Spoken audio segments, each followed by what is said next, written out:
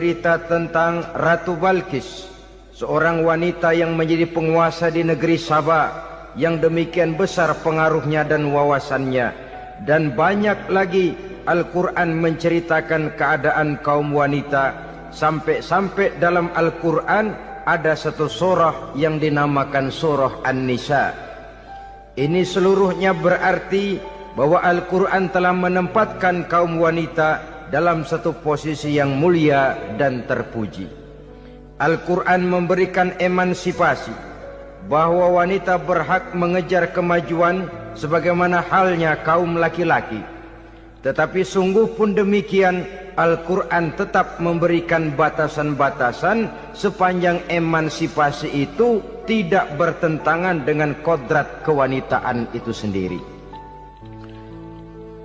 Kalau persamaan dan kemajuan, kalau emansipasi dan hak asasi sudah tidak sesuai lagi dengan kodrat kewanitaan, pada akhirnya bukan mengangkat harkat dan martabat kaum wanita, justru malah merendahkan derajat dan martabat kaum wanita itu sendiri.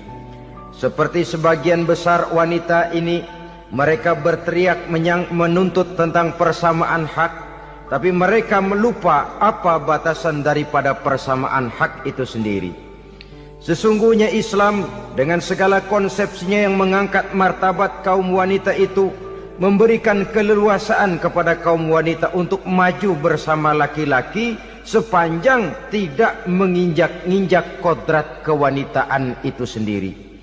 Kalau sudah sampai kepada menginjak kodrat kewanitaan, maka akan merendahkan martabat kaum wanita. Sebab apa? Secara fisik dan psikis, agaknya memang laki-laki sudah ditakdirkan oleh Allah untuk menjadi pembimbing bagi kaum wanita. Walaupun tidak tertutup kemungkinan wanita tampil sebagai pemimpin, tetapi dari segi fisik biologis misalnya, laki-laki itu diciptakan kekar, kuat untuk memikul dan melaksanakan tugas-tugas yang berat. Sedangkan perempuan pada umumnya adalah lembut, ayu, lemot, denok, geboy, dan lain sebagainya. Maka kalau kita baca sejarah, Allah itu belum pernah mengutus rasul perempuan. Semua rasul laki-laki. Sebab apa? Secara fisik biologis tugas kerasulan lebih dimungkinkan oleh seorang laki-laki. Tugas rasul itu berat. Kadang-kadang perang, dicaci maki, berhadapan dengan ujung tombak, ujung pedang dan lain sebagainya. Makanya seluruh rasul laki-laki, dan Allah belum pernah mengutus rasul perempuan. Dari segi lain, perempuan itu banyak terhalang untuk melaksanakan ajaran agama. Misalnya, 1 minggu dalam sebulan perempuan itu terkena cuti khusus, mengalami masa menstruasi, tidak sholat, tidak puasa, tidak melaksanakan ajaran agama yang tidak dibolehkan pada saat menstruasi itu. Kalau ada rasul perempuan, lalu saat malaikat akan menyampaikan wahyu, kebetulan rasulnya sedang wah, itu bisa balik-balik lagi malaikat Jibril ke langit itu. Mau turun nyampein wahyu, balik lagi ke atas, ditegur, kenapa balik lagi Jibril? Rasulnya lagi head.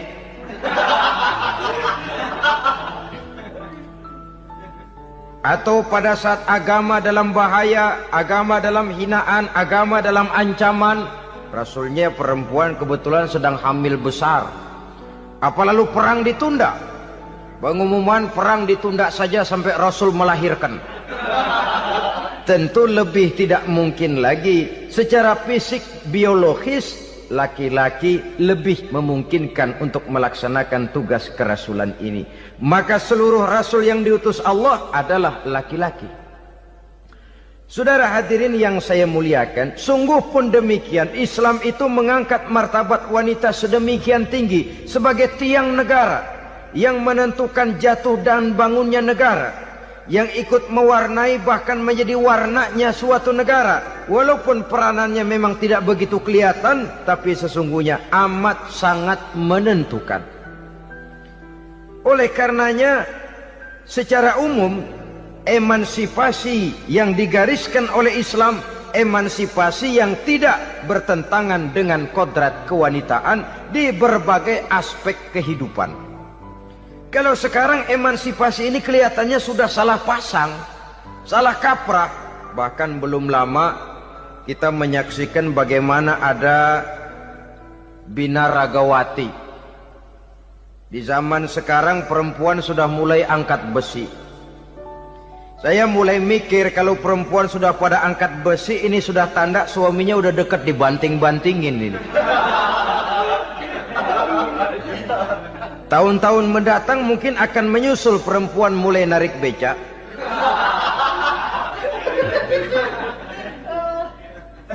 Nampaknya kan sudah tidak lagi mengindahkan kodratnya sebagai wanita. Ada olahraga yang hanya pantas dikerjakan oleh laki-laki. Oleh karena itu pada kesempatan ini kita akan mencoba melihat peranan wanita dari berbagai dimensinya. Yang pertama, peranan wanita sebagai istri. Adalah Rasul memilih istri pertamanya Sayyidatuna Khadijah radhiyallahu anha. Kalau pilihan utama beliau pertama kali nikah dengan Siti Khadijah, jelas itu pilihannya bukan karena kecantikan. Kenapa? Beliau nikahi Siti Khadijah dalam usia 40 tahun Khadijah dan 25 tahun Rasul.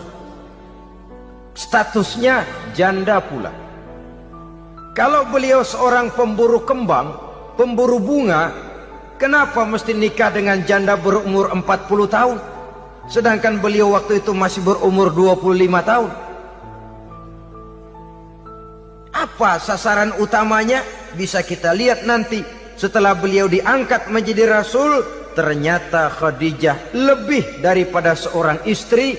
Beliau masuk ke dalam staf Nabi. Orang lain beliau belum beriman, beliau malah beriman lebih dahulu sebagai perempuan pertama yang masuk Islam. Orang lain memusuhi Nabi, beliau malah mengorbankan hartanya untuk membantu perjuangan Nabi. Istri setia semacam ini, dengan peranannya sebagai istri yang sedemikian rupa, memberikan andil yang sangat besar bagi kesuksesan dan keberhasilan seorang suami. Sebaliknya, seorang istri bisa mempengaruhi suaminya. Seorang suami yang jujur, polos, lugu, sederhana, bisa jadi koruptor ulung kalau didorong-dorong oleh istrinya. Seorang istri Pak Lurah memang tidak ikut mengatur kelurahan, tapi dia bisa mewarnai suaminya. Seorang istri gubernur memang tidak ikut mengatur provinsi, tapi dia bisa mewarnai suaminya. Sepanjang warnanya positif, tentu sangat baik dan sangat diharapkan. Tetapi kalau warnanya negatif, kiamatlah akibatnya umat ini. Oleh sebab itu, peran pertama dari kaum wanita sesungguhnya adalah sebagai istri yang mendampingi suami untuk mengolah dan melaksanakan tugas-tugas besar. Dari seorang yang paling kecil sampai kepada seorang yang punya jabatan paling tinggi sekalipun, pengaruh dan peranan istri memang sangat menentukan. Saudara hadirin kaum muslimin rahimakumullah. Itulah sebabnya Nabi menikah dengan Siti Khadijah. Dan lebih dari itu, sebelum menikah dengan Nabi, Siti Khadijah itu sudah terkenal sebagai pengusaha wanita, business girl kalau bahasa sekarang ini. Bahkan jaringan bisnisnya tidak hanya Mekah saja, tidak hanya antar kota, bahkan sudah antar negara, dari Mekah ke Syam, dari Mekah ke Madinah dan lain sebagainya, yang bahkan kita tahu Rasul pada mulanya pun ikut membantu perdagangannya Siti Khadijah radhiyallahu anha ini.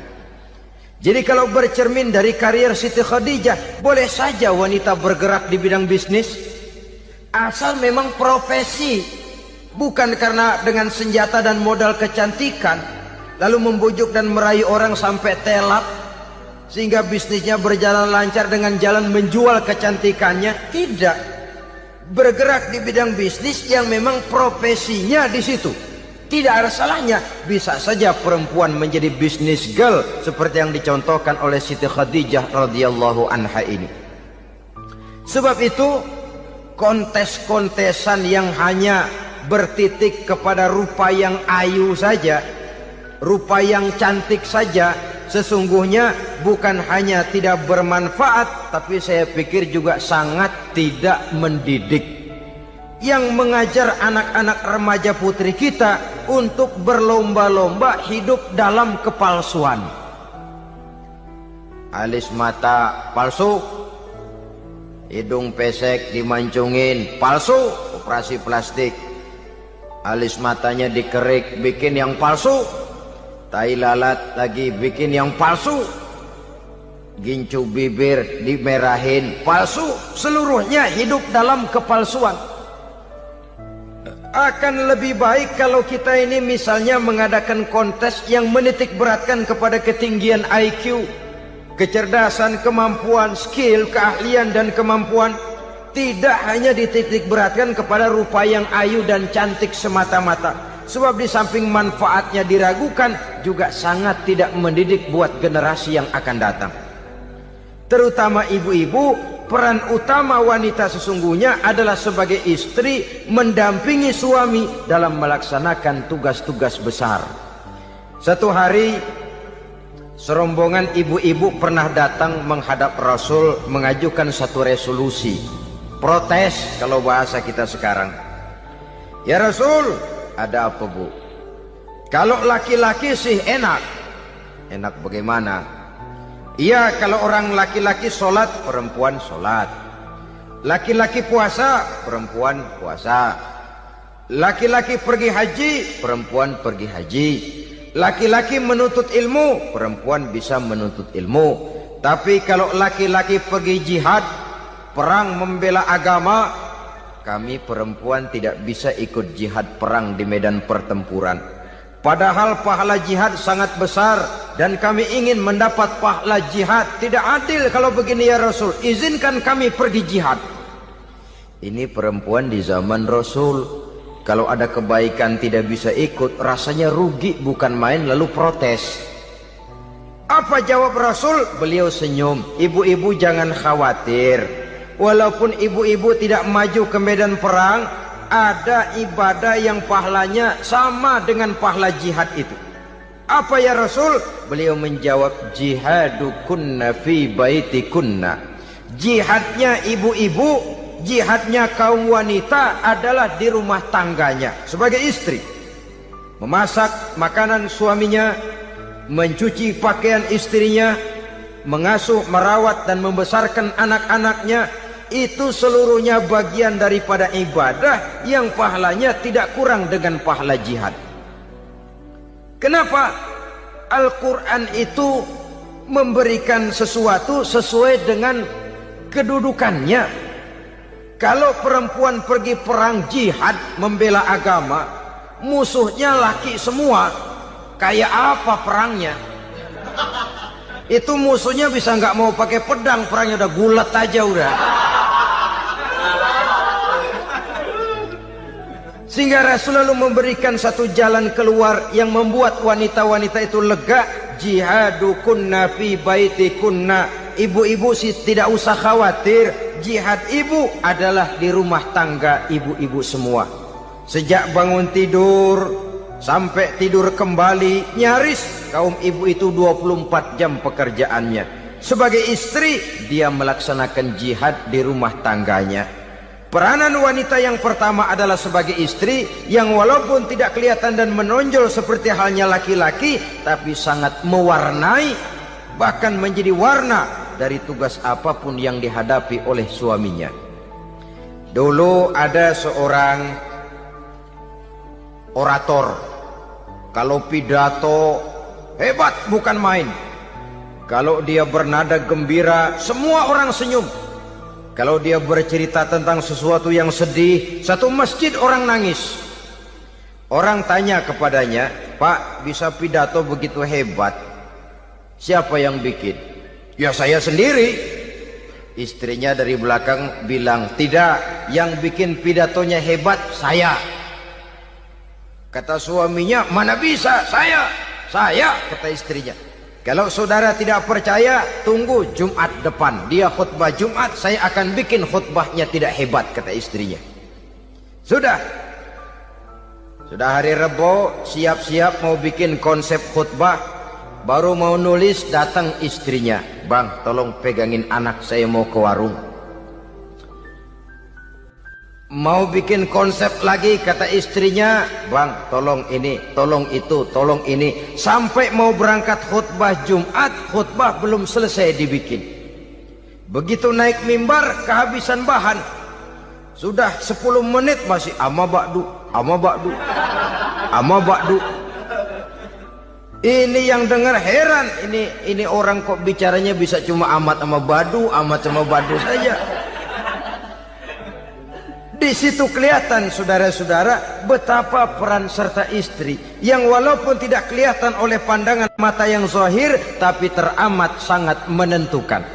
Sekali lagi, tidak ada seorang suami bisa sukses jadi apapun dia tanpa peran serta istrinya di rumah. Tidak ada kemajuan yang bisa diperoleh kalau tidak karena peran serta istrinya di rumah. Tidak ada kesuksesan yang bisa diraih tanpa keikutsertaan daripada istrinya di rumah. Walaupun suaminya yang dikenal orang, suaminya yang dipuji orang, suaminya yang disanjung orang, bagian besar tetaplah saham dan andil daripada istrinya yang di rumah itu. Ini makna an-nisa imadul bilad. Wanita adalah tiang negara. Jikalau baik wanita, baik negara. Jikalau rusak wanita, hancur negara. Karena wanita, negeri Salba menjadi terkenal tentram, aman, wawasan politiknya luas. Seorang semacam Cleopatra bisa menaklukkan Julius Caesar. Dan begitu selanjutnya. Banyak cerita-cerita betapa wanita yang berperan di belakang layar ini bahkan bisa menggoyangkan negara. Bahkan yang paling dekat saja contoh dengan kita, Senator Gary Hart. Saudara masih dengar tentu itu. Betapa harus terpaksa mengundurkan diri dari pencalonan presiden Amerika karena kasusnya dengan Donna Rice itu, dengan hostess itu. Betapa di sini seorang perempuan atau seorang wanita sanggup membongkar seseorang yang punya masa depan ceria untuk menuju kursi kepresidenan dari suatu negara adidaya seperti Amerika, bisa gagal berantakan karena skandalnya itu. Apa penyebabnya? Wanita. Tapi wanita juga bisa menyebabkan menjadi cambuk majunya laki-laki. Wanita juga bisa menghancurkan dan mengubur laki-laki. Saudara hadirin yang saya muliakan, ia memang kelihatannya makhluk yang lemah, tapi di balik kelemahannya itu sesungguhnya dia bisa menelan laki-laki yang bagaimanapun besarnya. Saudara-saudara kaum muslimin rahimakumullah, terutama ibu-ibu yang saya hormati, jadi peranan yang pertama wanita sebagai seorang istri. Yang kedua, wanita sebagai ibu. Ini juga sangat besar pengaruhnya dalam membentuk generasi masa yang akan datang. Bapak, oleh karena kesibukan tugasnya, tentu lebih banyak di luar rumah. Yang nyaris 24 jam di rumah itu ibu.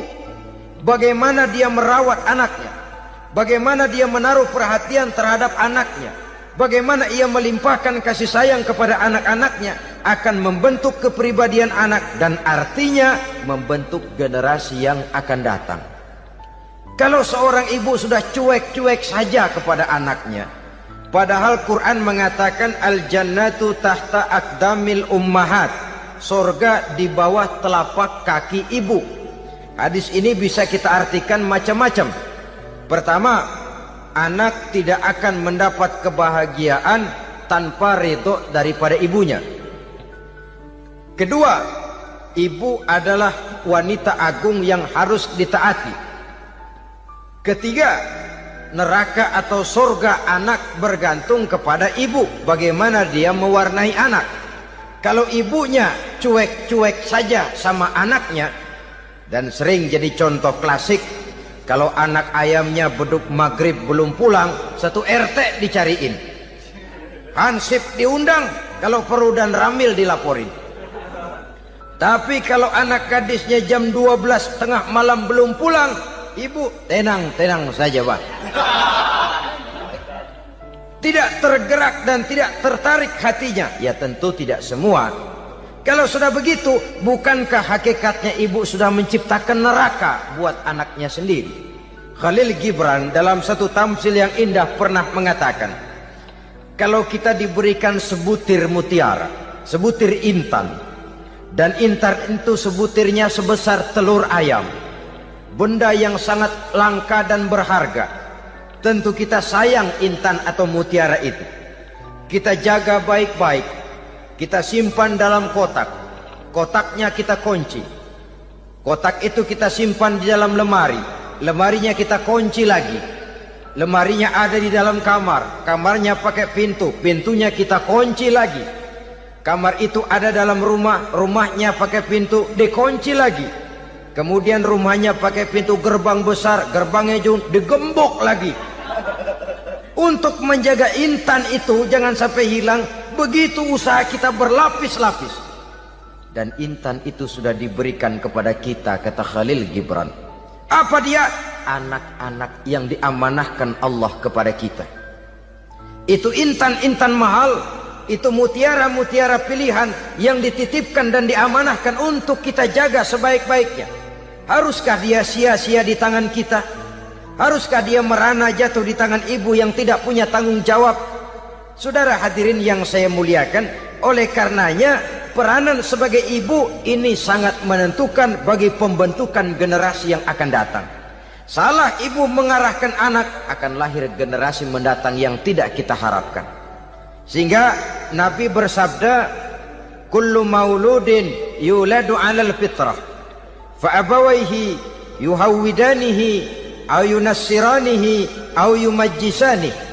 Setiap bayi dilahirkan dalam keadaan suci, setiap bayi dilahirkan dalam keadaan bersih, tidak punya dosa. Islam tidak mengenal dosa warisan. Semua saja bayi lahir dalam keadaan suci dan bersih. Kalau demikian lalu bagaimana? Kata Nabi, ibu bapaknya lah yang kelak akan menjadikan anak itu sebagai Yahudi, yang kelak menjadikan itu anak itu sebagai Nasrani, atau menjadikan anak itu sebagai Majusi. Ibu bapaknya yang mewarnai anak. Ibaratnya anak itu kertas putih, mau ditulis tinta hijau warnanya hijau, mau ditulis tinta merah warnanya merah, mau ditulis tinta hitam pun warnanya hitam. Oleh karena itu pembentukan anak yang soleh secara mental sesungguhnya sudah diwarnai oleh kebiasaan ibu bapak dalam pergaulan di rumah tangganya secara mental. Sehingga dengan demikian saudara-saudara, salah kaprah ibu dalam mengarahkan anak-anaknya akan melahirkan generasi penerus yang sungguh-sungguh tidak kita harapkan, dan pada gilirannya akan membahayakan perkembangan bangsa dan negara, membahayakan kita sebagai suatu umat. Apalagi sekarang ini masih banyak orang-orang muslim, orang-orang tua muslim yang kadang-kadang menyekolahkan anaknya di sekolah yang membahayakan akidahnya, mematikan imannya, menghancurkan tauhidnya. Pokoknya asal bonafid keluar sekolah ada jaminan lapangan kerja, perkara anak mau kafir mau murtad bukan urusan. Alangkah ironi dan sangat menyedihkan. Saudara-saudara yang saya hormati, jadi dari segi kaum wanita peranan ibu sangat besar. Dari segi anak, ketaatan kepada ibu, doa restu ibu akan membawa kepada kebahagiaan hidup. Doa ibu mustajabah, kutukan ibu manjur. Beberapa hikayat dan riwayat menjadi contoh dan tamsil buat kita betapa tidak ada satu kebahagiaan di dunia ini yang bisa ditegakkan tanpa doa restu daripada ibu. Pantas kalau dalam Al-Quran ada ummul kitab, ibunya atau induknya kitab. Tiap negara punya ibu kota, bapak kota tidak ada. Lalu lagi wawasan Nusantara disebut Ibu Pertiwi, Bapak Pertiwi kemana tahu. Saudara hadirin yang saya muliakan, lalu dalam peringatan hari-hari besar nasional ada yang namanya Hari Ibu.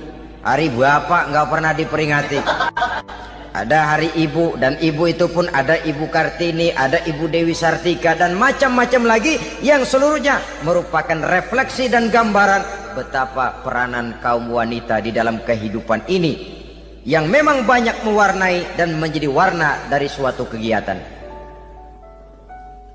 Saudara-saudara kaum muslimin rahimakumullah, apabila yang pertama tadi kita melihat peranan kaum wanita sebagai istri, betapa ia berpengaruh besar dalam ikut menunjang keberhasilan dan kesuksesan suaminya. Kemudian pada peranannya yang kedua, wanita sebagai ibu di rumah tangga, betapa ia ikut membentuk, mempengaruhi, mewarnai dan membimbing kepribadian anak sebagai generasi penerus. Maka pada peranan yang ketiga ini kita akan melihat wanita sebagai social agent, sebagai penggerak kegiatan sosial di berbagai bidang kehidupan. Apakah itu bernama majelis taklim, apakah itu bernama perkumpulan dan yayasan-yayasan kemanusiaan, organisasi-organisasi yang bergerak di bidang pendidikan. Bahkan di zaman sekarang bukan hanya menjadi penggerak sosial, bahkan sudah banyak kaum wanita yang menggerakkan satu bangsa. Dunia mengenal Margaret Thatcher, dunia mengenal Indira Gandhi, dunia mengenal Bandara Naike, dunia mengenal Corazon Aquino, dunia mengenal Golda Meir dulu itu dari Israel. Dunia mengenal Imelda Marcos yang ambisius, tapi yang kemudian melangkah kepada jalan yang negatif dari tujuan semula. Ini bukan hanya sekedar social agent, tapi bahkan sudah mengarah kepada menggerakkan dan mewarnai suatu bangsa. Islam membuka pintu ke arah itu. Wanita duduk dan berfungsi sebagai social agent, mengurus berbagai macam perkumpulan yang bertujuan kepada kebajikan, menyantuni yatim piatu, memelihara kesehatan, menyayangi binatang, memelihara kelestarian lingkungan dan lain sebagainya. Islam membukakan pintu sepanjang peranan sebagai istri dan sebagai ibu tidak diabaikan. Ini sebab yang utama, salah seorang perempuan, kaum wanita, kalau terlalu aktif berorganisasi, terlalu aktif bermasyarakat, terlalu aktif dalam berbagai macam perkumpulan, lalu melupakan tugas utamanya sebagai istri dari suaminya, sebagai ibu dari anak-anaknya. Ibu asik rapat sana, rapat sini. Anak tidak pernah diajak rapat, akhirnya si anak bikin perkumpulan sendiri, rapat menurut versi mereka. Sehingga akibatnya yang timbul anak merasa kurang diperhatikan oleh ibunya. Ngaji bagus, tapi kalau sepanjang hari ngaji saja, suami pulang mau makan tidak ada makanan, mau berganti pakaian belum lagi diteriska pakaiannya, tentu ini melupakan fungsi yang utama. Kegiatan sosial, kegiatan di organisasi adalah jadwal kegiatan setelah fungsi sebagai istri dari suami, sebagai ibu dari anak-anak dilaksanakan dengan sebaik-baiknya. Bukan tidak baik ngaji, kalau dari ngaji ke ngaji saja. Bangun tidur ngaji, jam 7 ngaji, berangkat jam 11. Sholat zuhur berangkat ngaji lagi, pulang sore, malam ngaji lagi.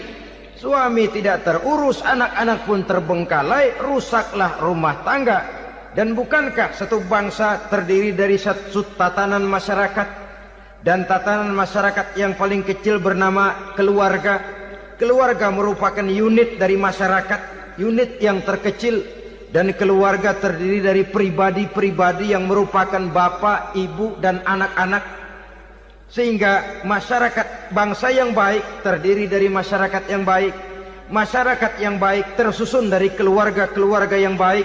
Dan keluarga yang baik akan muncul dari pribadi dan individu yang baik. Pribadi dan individu yang baik yang sadar mana kewajiban yang primer, mana kewajiban yang sekunder. Sebagai social agent, dia lalu mawas diri dengan tetap mempertimbangkan kodrat kewanitaannya itu tadi. Saya ikut prihatin kalau ada perempuan main sepak bola. Dan saya yakin betul kalau perempuan main sepak bola, yang nonton pasti bukan nonton bola. Ya mungkin bola juga, tapi bola yang mana? Itu wallahu a'lam. Ya dicari olahraga yang sesuai dengan kodrat kewanitaan begitu. Dicarilah olahraga yang sesuai dengan kodrat kewanitaan. Sepak bola sudah maju, ya belakangan saya katakan tadi muncul lagi wanita angkat besi. Belakangan bisa kita bayangkan wanita main tinju. Babak belur sudah kalau sudah begitu. Kemajuan dengan melupakan kodrat kewanitaan akan menyengsarakan kaum wanita itu sendiri. Silahkan maju menjadi social agent, menjadi penggerak di masyarakat. Para istri Rasul bisa kita jadikan satu figur.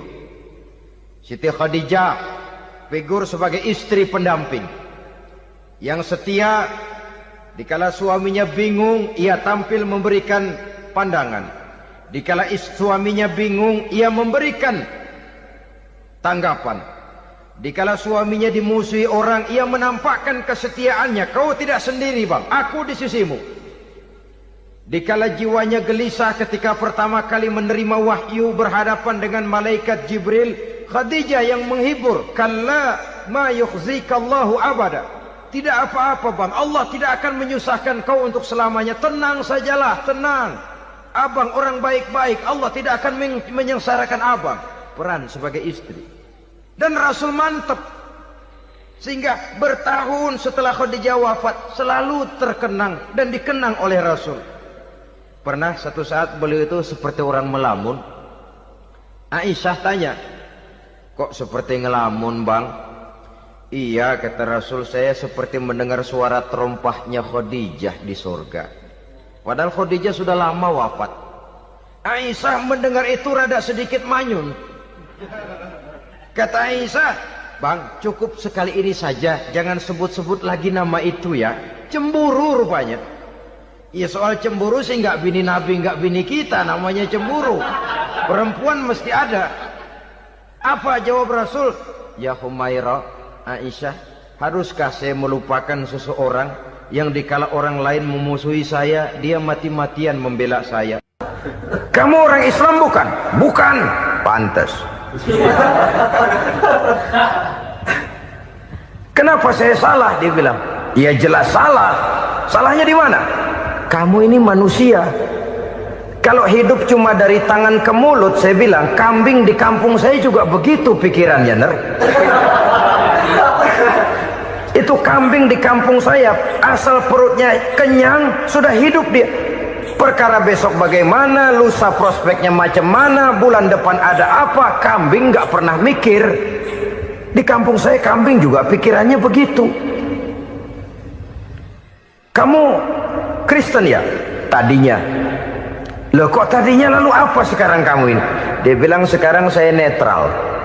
Saya tidak beragama, tapi saya percaya kepada Tuhan sebagai pencipta alam. Assalamualaikum warahmatullahi wabarakatuh. Waalaikumsalam warahmatullahi wabarakatuh. Alhamdulillah. Wassalatu wassalamu ala sayyidina Rasulillah Sayyidina wa maulana Muhammad ibn Abdullah wa ala alihi wa sahbihi wa mawala. La hawla wa la quwwata illa billah, amma ba'du. Bapak-bapak, ibu-ibu, saudara-saudara kaum muslimin rahimakumullah. Di dalam kehidupan kita sebagai seorang muslim, minimal 5 kali dalam sehari semalam kita mendengar seruan untuk mendirikan solat yang disebut azan. Ada kalimat menarik di dalam kalimat azan itu, yakni seruan hayya 'alal falah, marilah menuju kepada keberuntungan, marilah meraih kemenangan. Seruan ini adalah kecenderungan dari setiap manusia, apapun warna kulitnya. Artinya, setiap orang dalam hidup selalu ingin meraih dan mencari kemenangan. Kemenangan akan melahirkan kepuasan batin, dan kepuasan batin memberikan kebahagiaan. Sedangkan kekalahan melahirkan penderitaan batin, dan penderitaan batin menjerumuskan seseorang di dalam berbagai bentuk kerugian. Jikalau inilah seruan azan, maka masalahnya ialah apa yang menyebabkan kita meraih kemenangan. Al-Quranul Karim memberikan tuntunan dan ajaran kepada kita bahwa orang-orang yang memperoleh kemenangan itu tidak lain adalah orang-orang yang bertakwa. Hanyalah mereka yang bertakwa kepada Allah Subhanahu wa ta'ala pada akhirnya akan tampil sebagai pemenang. Lalu siapa orang yang bertakwa itu? Dijelaskan dalam awal-awal Al-Baqarah, orang yang bertakwa yang akan meraih kemenangan. Pertama, allazina yu'minuna bil ghaib, yaitu orang-orang yang beriman kepada yang gaib, percaya bahwa ada alam yang gaib, alam yang abstrak, alam yang tidak bisa dijangkau oleh salah satu daripada panca indera kita.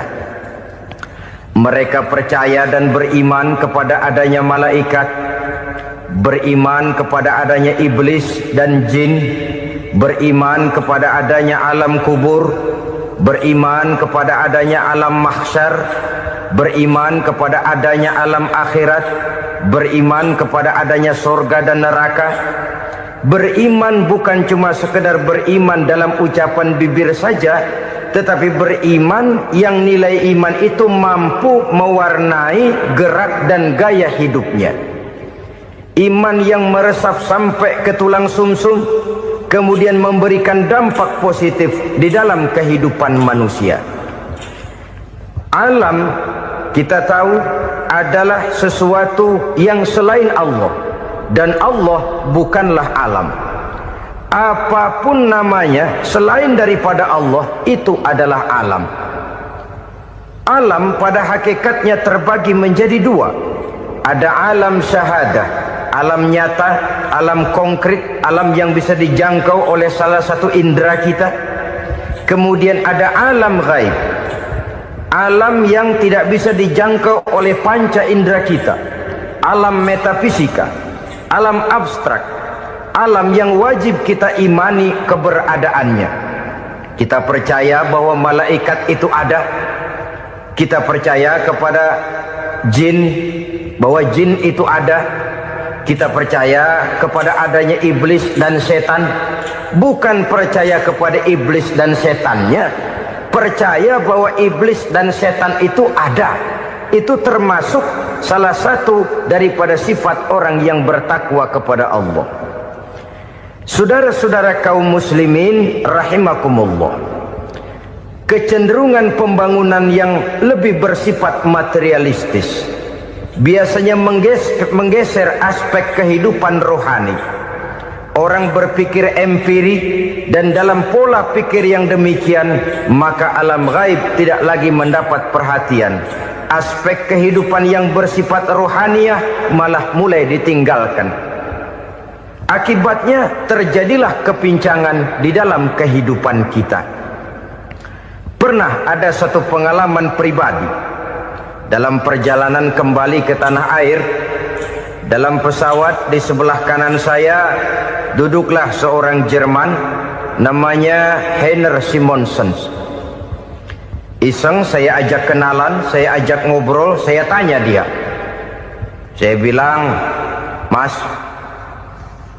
Heiner ini, Kalau pesawat yang kita tumpangi ini jatuh ke bawah, kira-kira apa yang bakal terjadi, Mas?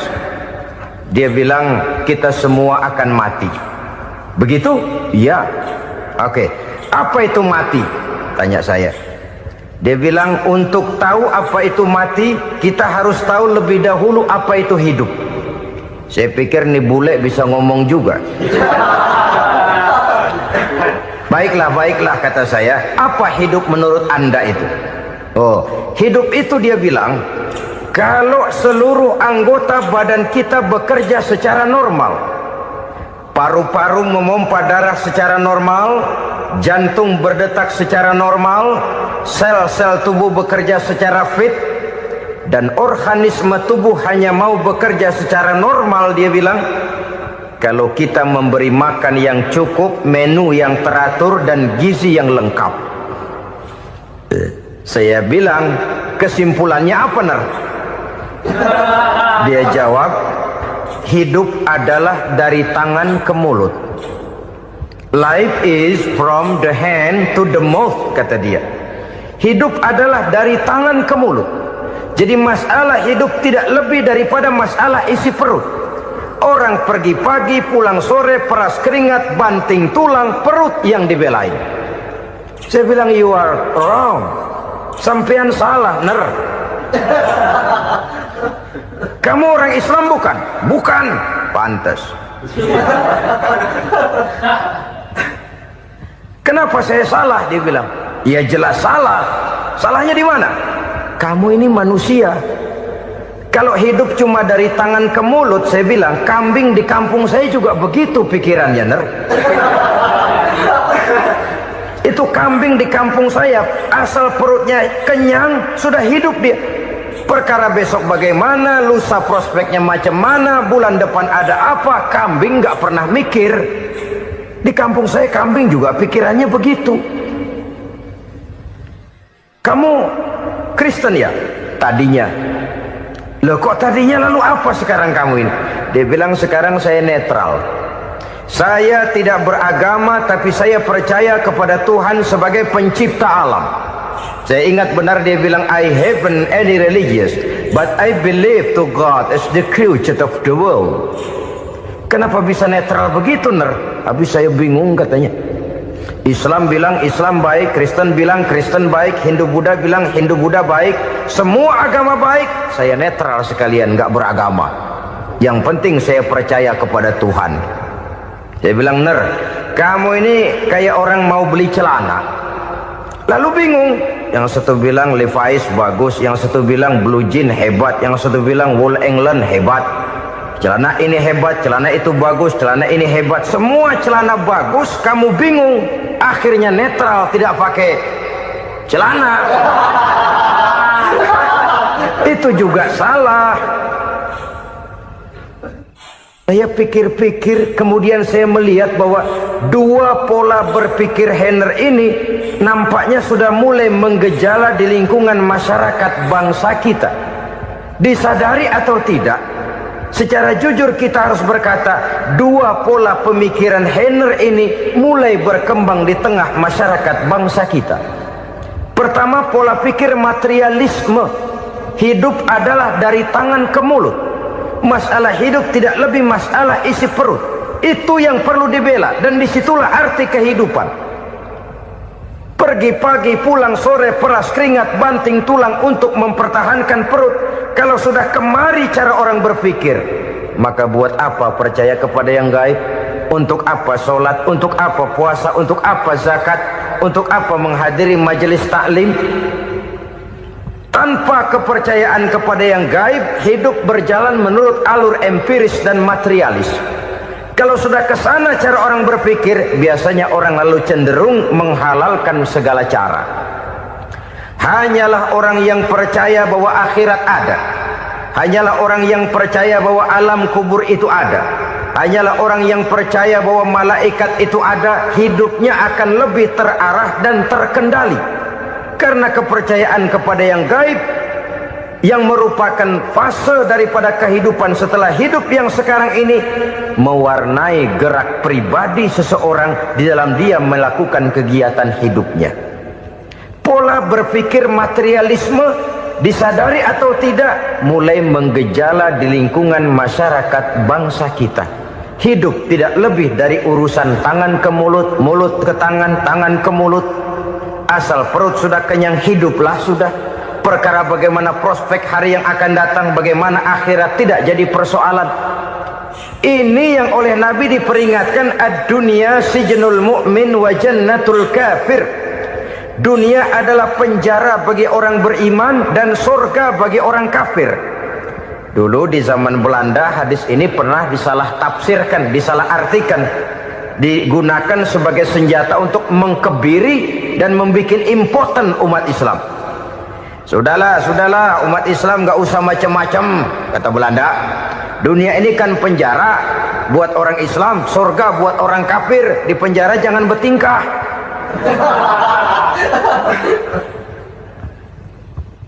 Pengertiannya tidak begitu. Dunia adalah penjara bagi orang mukmin. Artinya dalam kehidupan dunia seorang mukmin tidak bebas memperturutkan hawa nafsunya. Di penjara hawa nafsunya itu. Sebaliknya surga bagi orang-orang kafir. Buat orang kafir surgalah dunia ini. Mereka bebas memperturutkan hawa nafsunya, dilarang tidak terlarang, dicegah pun tidak tercegah. Mereka hidup menurut alur bisikan nafsu mereka sendiri. Kemudian bila ajal datang, maut merenggut nyawa, selesailah surganya sampai di situ. Maka bagi orang-orang yang tidak percaya kepada adanya akhirat, kepada adanya alam gaib, surganya sebatas umurnya. Sekali lagi, surganya sebatas umurnya. Bila umur selesai, ajal pun datang merenggut nyawa, selesailah sudah surganya sampai di situ. Alangkah pendeknya perjalanan orang-orang yang tidak percaya kepada alam gaib ini. Bagi kita mukmin, jikalau kita mampu memenjarakan hawa nafsu, kita bisa bahagia di dunia ini. Dan Islam memang tidak menyuruh kita sengsara di dunia. Raih dunia, kejar dunia, gapai dunia sebagai alat untuk mencapai kebahagiaan di akhirat nanti. Hidup adalah satu perjalanan panjang yang terbentang sejak kita terlahir dari alam rahim sampai kepada alam akhirat nanti. Andai kata kita gagal meraih kebahagiaan di dunia, toh kita masih punya akhirat. Alhamdulillahirrabbilalamin. Demikianlah tausiah penuh ilmu, hikmah dan manfaat yang sudah kita dengarkan bersama dari guru kita Al-Mafrullah Kiai Haji Zainuddin MZ. Sahabat beriman yang dimuliakan Allah, mari kita doakan guru kita, semoga beliau diampuni segala dosa-dosanya dan dilapangkan kuburnya. Dan buat sahabat semua yang sudah setia menyimak tausiah ini sampai selesai, saya ucapkan terima kasih banyak. Doa dan harapan saya semoga sahabat semua selalu diberikan kesehatan, dimudahkan segala urusannya dan dilancarkan rezekinya. Amin ya rabbal alamin. Demikian yang dapat saya bagikan, kurang lebihnya mohon maaf. Sampai bertemu lagi di kajian berikutnya. Wabillahi taufik wal hidayah, waridho wal inayah. Wassalamualaikum warahmatullahi wabarakatuh. Setelah kita mendengarkan bersama tausiah penuh ilmu dan hikmah yang sudah disampaikan oleh guru kita Al-Mafrullah Kiai Haji Zainuddin MZ, sekarang mari kita lanjutkan aktivitas kita masing-masing. Semoga apa yang sudah disampaikan oleh beliau menjadi ilmu yang bermanfaat dalam kehidupan kita sehari-hari. Selamat beraktivitas buat sahabat semua dan sukses selalu. Sampai bertemu lagi di kajian Ar-Razak 313 berikutnya. Wassalamualaikum warahmatullahi wabarakatuh. Bismillahirrahmanirrahim. Assalamualaikum warahmatullahi wabarakatuh. Alhamdulillahi wa kafa, wassalatu wassalamu ala rasulillahil mustafa wa ala alihi wa sahbihi wa man ihtada. Amma ba'du. Sahabat beriman yang dimuliakan Allah, syukur alhamdulillah kita bertemu lagi di channel Ar-Razak 313. Pada kesempatan yang berbahagia ini, mari sejenak kita luangkan waktu kita untuk bersama-sama menyimak tausiah fenomenal dari guru kita Al-Mafrullah Kiai Haji Zainuddin MZ. Tentunya banyak sekali ilmu, hikmah, dan manfaat yang bisa kita jadikan pelajaran dalam kehidupan kita sehari-hari. Berikut ini mari kita simak bersama isi tausiah beliau. Selamat mendengarkan. Tidak sabar lalu mencari jalan pintas. kesulitan ekonomi, kebetulan istrinya cakep, istrinya disuruh ngojek. Dah lu ngojek aja deh, gua nungguin setoran dah. Suami tapak di rumah. Saudara hadirin yang saya muliakan, buat sepintas memang mendatangkan materi itu mengatasi kesulitan ekonomi, tapi apakah bahagia? Walaupun rumah bisa jadi besar, perabotan bisa serba lebih lengkap dan ada, tapi apakah semuanya mendatangkan bahagia? Sementara suami kehilangan rasa cemburunya, dan dalam agama itu disebut dayus. Dayus, suami yang tidak punya rasa cemburu kepada istrinya. Dan orang dayus kayak begitu haram mendapat bau surga. Bau surga saja tidak dapat, apalagi masuk ke dalamnya. Ya tapi juga jangan lantas mentang-mentang harus cemburu sama istri, overacting. Suaminya nawar sayuran, laki pulang ngomel, lu pacaran ya sama tukang sayur. Itu juga over, saudara-saudara. Kesulitan ekonomi diatasi dengan sabar. Sabar dalam arti berusaha dengan tidak mengambil jalan pintas, berusaha tetap berada di jalan yang diridhoi oleh Allah.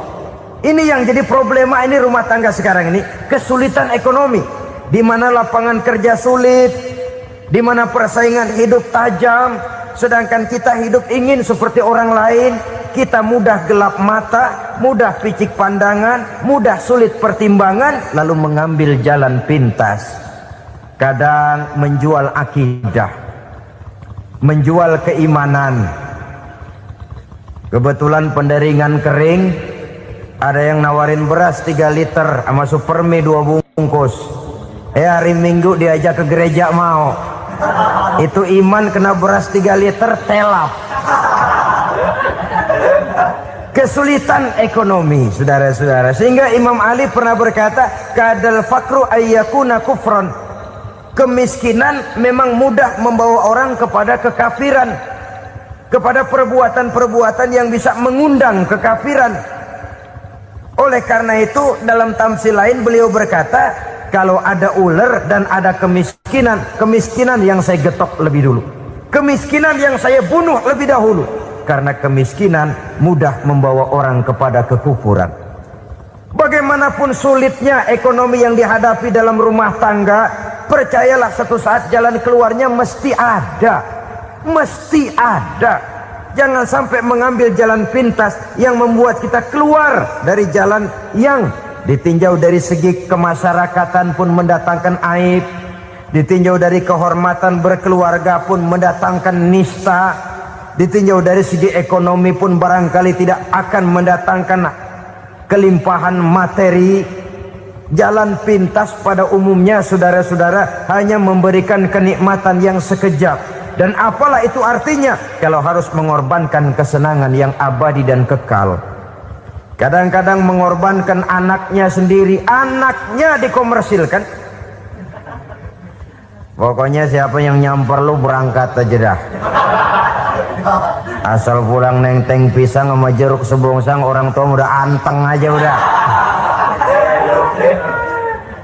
Saudara hadirin yang saya muliakan, setiap kita selalu berhadapan dengan kesulitan. Karena itu rumah tangga yang bertujuan mencapai mardhatillah, mereka sabar dalam menghadapi kesulitan. Tidak ada beras, puasa saja, puasa sunnah, puasa sunnah. Lapar tapi ada pahalanya, daripada tidak puasa lalu ngegerundel. Brengsek Tuhan, gue sembahyang melulu lapar juga. Sudah lapar tidak berpahala. Bukankah Rasulullah sendiri kalau pulang ke rumah Aisyah lalu berkata, ya Humairah, ada makanan hari ini? Ada makanan yang enggak ada bang. Alhamdulillah, kalau begitu saya puasa. Pulang dari mana-mana perut lapar, mau makan tidak ada makanan, bukan marah, bukan ngamuk, puasa.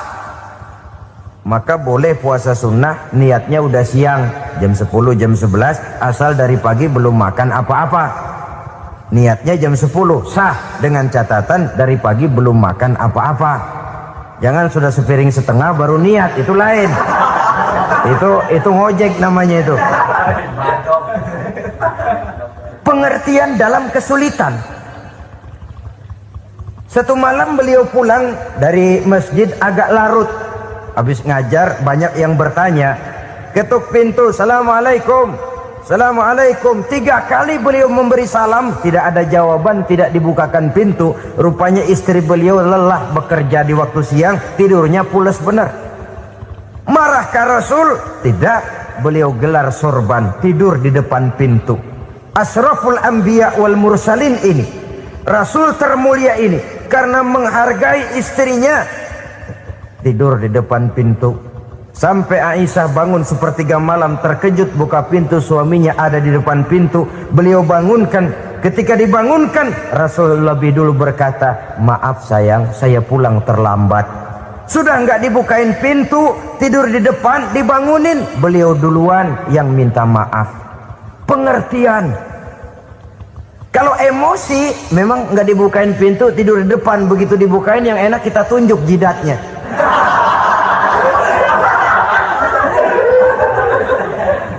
Saudara hadirin yang saya muliakan, kesulitan di dalam kehidupan merupakan bagian daripada kehidupan. Bukan untuk ditakuti, tapi untuk diatasi. Bukan untuk dihindarkan, tapi dicarikan jalan keluarnya.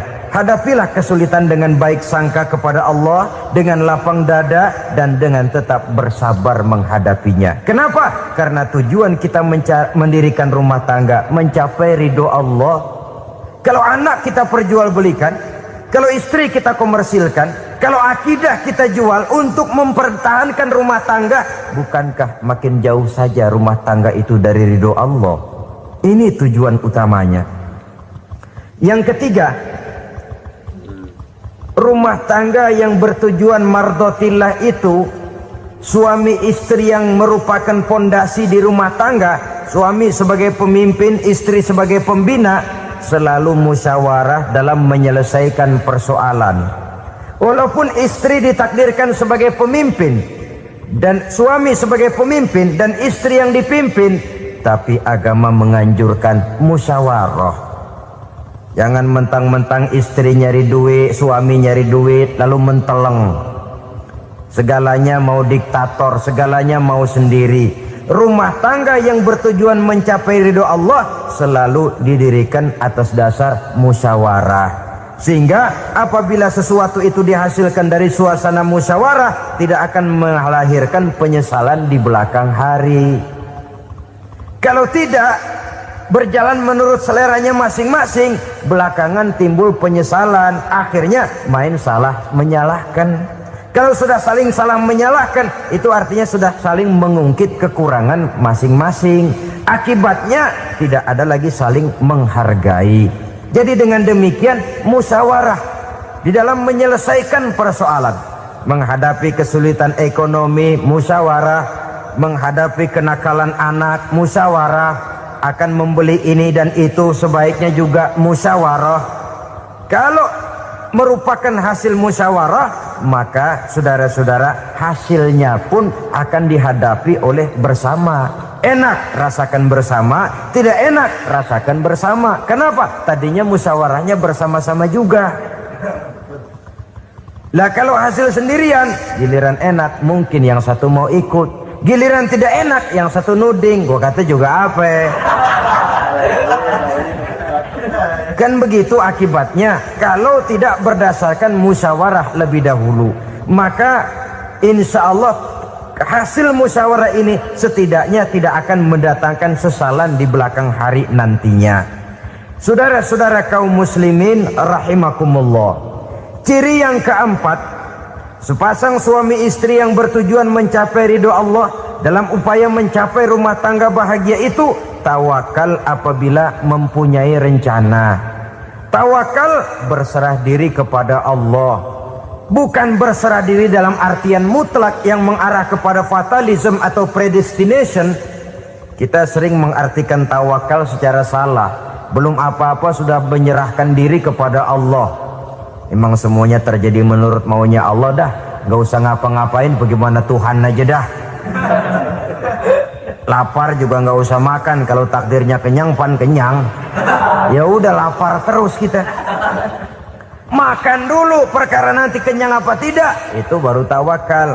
Kalau sakit ke dokter, soal sembuh atau tidak baru tawakal. Artinya usaha itu ada. Setelah suami berusaha, istri berusaha, selebihnya tawakal. Apa perlunya tawakal? Apabila berhasil tidak lupa daratan, apabila berhasil tidak lupa diri, apabila gagal tidak putus asa. Sehingga dengan demikian dari tawakal ini lahirlah pondasi yang kokoh membina rumah tangga yang bahagia dalam upaya mencapai keridhaan daripada Allah Subhanahu wa taala. Apapun yang kita laksanakan di rumah tangga, tujuan intinya tetap untuk mencapai keridhaan Allah. Beli kendaraan untuk mencapai ridho Allah, lalu dipakai ngaji, dipakai ke masjid dan sebagainya.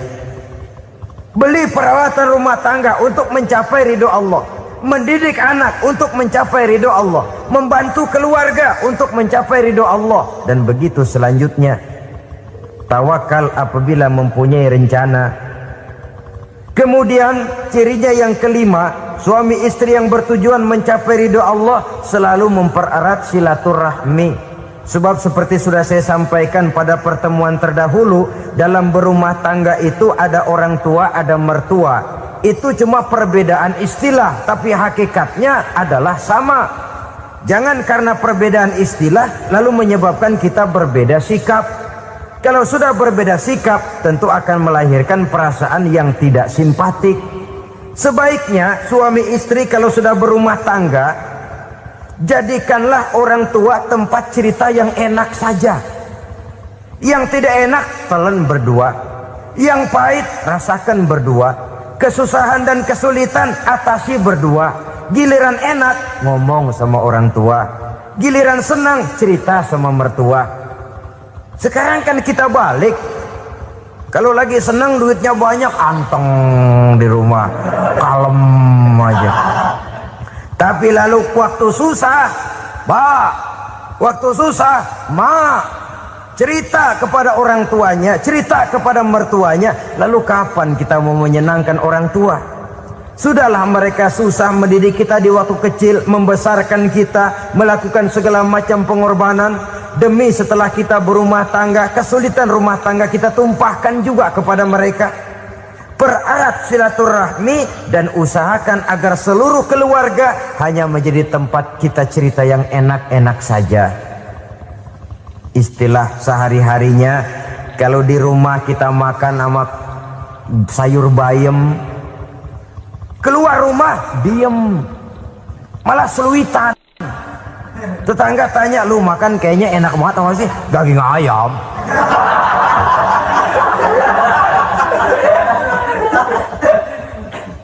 Lalu tetangga kan akan berbisik, itu makannya tuh orang enak bener ya, rumah tangganya tiap hari makan sama daging ayam.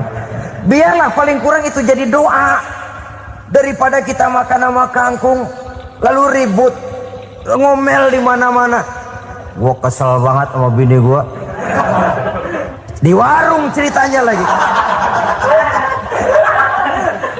Kenapa? Saban sari gua direbusin kangkung mulu, brengsek. Di warung cerita ada RT, ada RW. Gara-gara makan sama kangkung se-RT tahu. Akhirnya mungkin kalau kita berangkat orang hitung dari jauhan, lihat kangkung liwat gitu.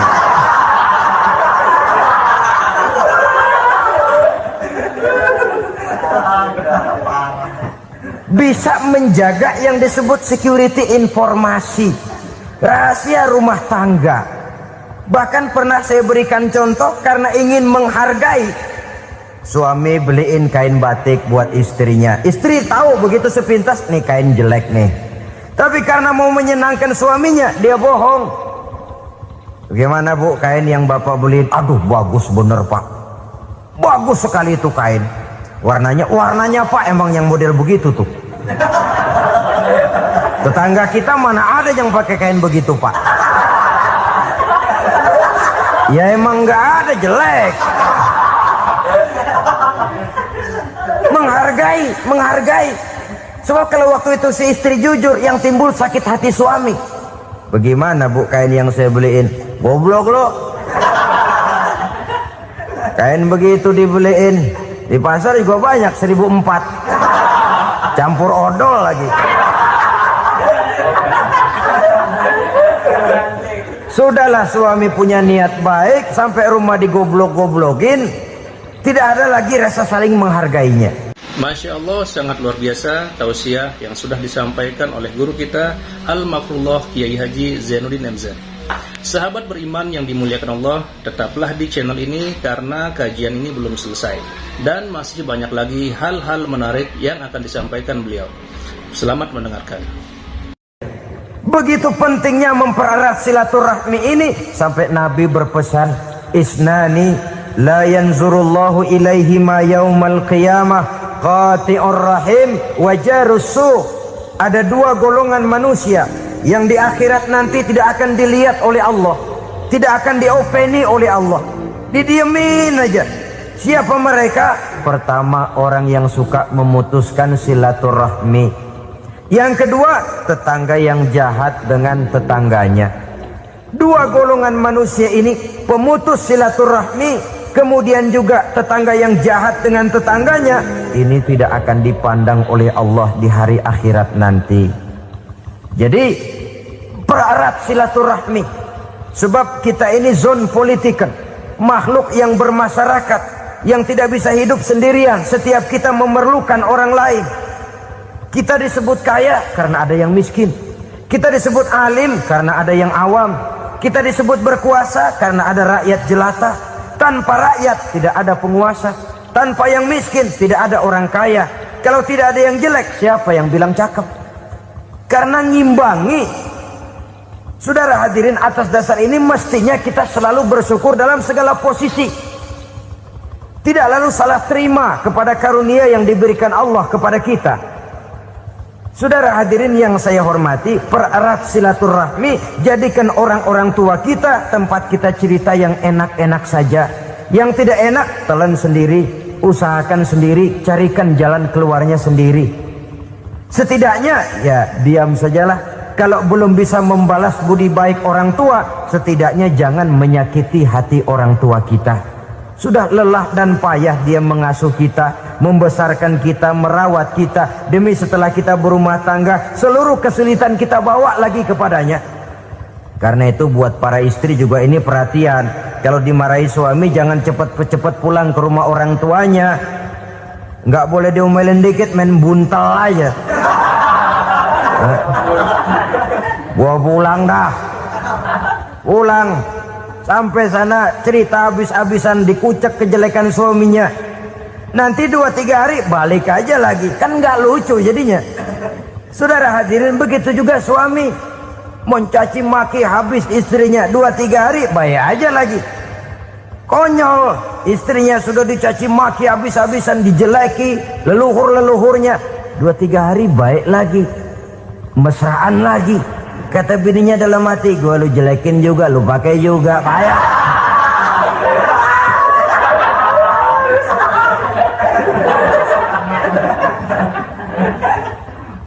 Saudara hadirin yang saya muliakan, itulah sebabnya pada awal tadi saya katakan perlunya kita mempunyai timbangan baik sebagai suami maupun sebagai istri.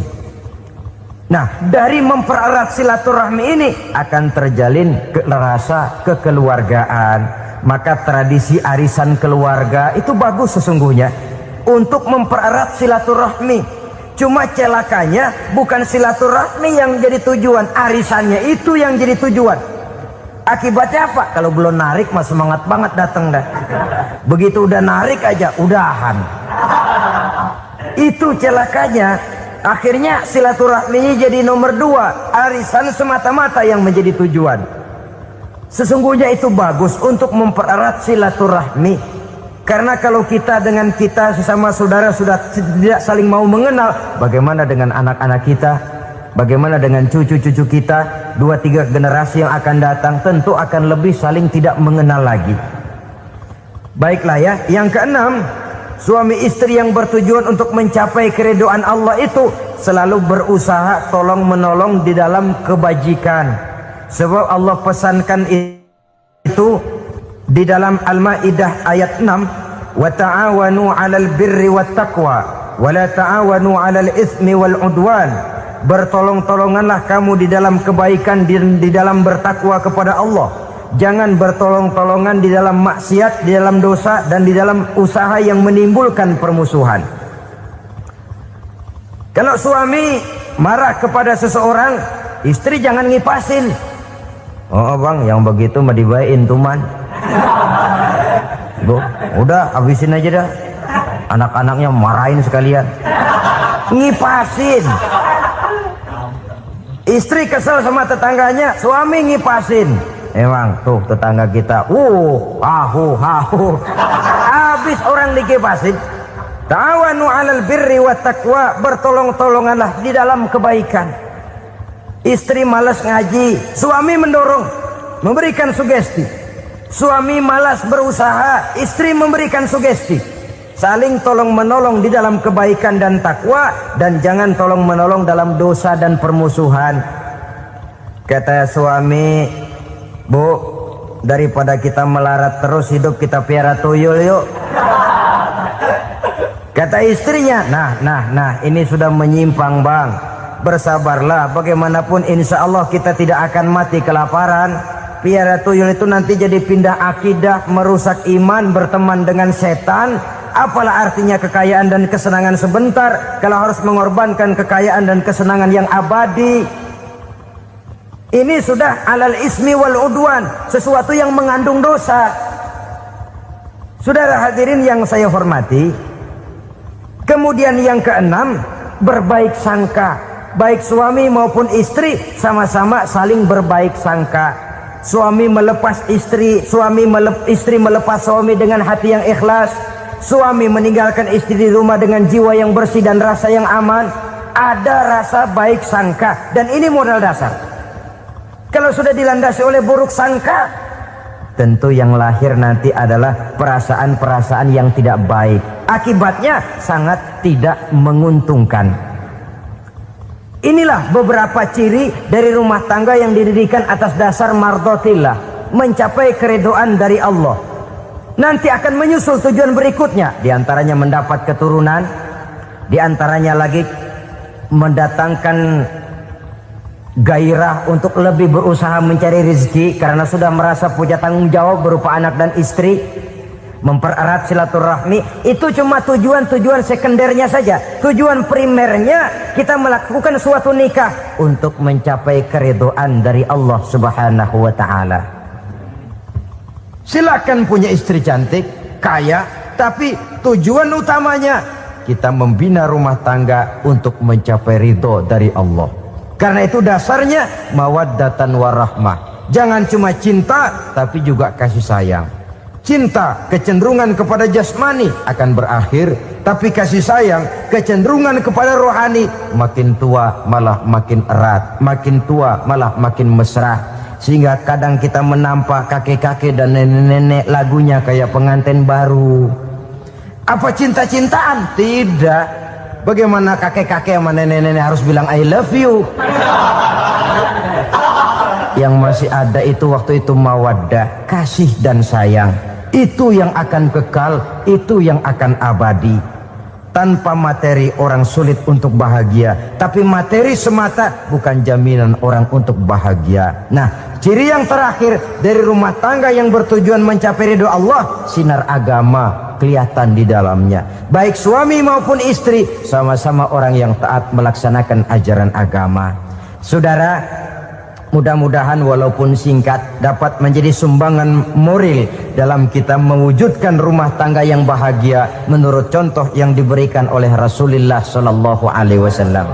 Terima kasih atas perhatian saudara. Mohon maaf atas segala kekurangan. Usikum wa nafsi bitaqwallah. Wassalamualaikum warahmatullahi wabarakatuh.